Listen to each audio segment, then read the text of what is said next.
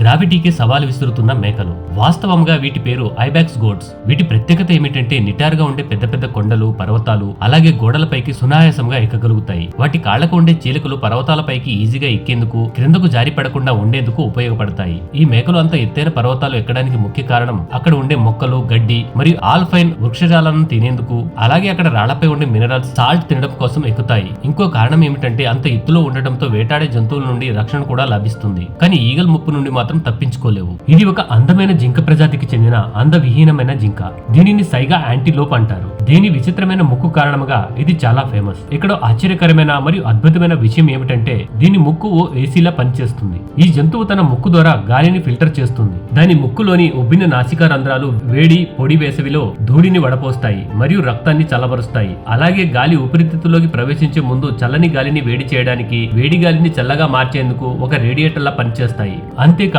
కాలానుగుణంగా తనను తాను ఆ వాతావరణానికి తగ్గట్లుగా మార్చుకుంటుంది. ఈ వీడియోను చూసిన చాలా మంది అనుకుంటారు ఇదేదో ఎడిటెడ్ వీడియో అని. కానీ ఇది ఎడిటెడ్ కాదు. వాస్తవంగా ఇది ఒక మనసును కదిలించే రియల్ వీడియో. కజాకిస్తాన్ లోని విపరీతమైన చలికి నిదర్శనం ఈ వీడియో. ఒక్కోసారి ఏమవుతుందంటే అతి శీతల గాలులు వీస్తూ ఉంటాయి. ఆ సమయంలో బయట ఆహారం కోసం తిరిగే జంతువులు ఇలా గడ్డకట్టుకుపోతాయి. అలా చాలా ఎక్కువసేపు ఫ్రీజ్ అయి ఉండటంతో వాటి ఇంటర్నల్ బాడీ ఆర్గన్స్ కొలాప్స్ అయిపోతాయి. అలాంటి పరిస్థితుల్లో ఒక్కోసారి అవి చాలా ఘోరంగా చనిపోతాయి పాపం. అయితే చాలా వరకు జంతువులు శీతల గాలులు ఆగిపోగానే వాటంతట అవే నార్మల్ అయిపోతాయి.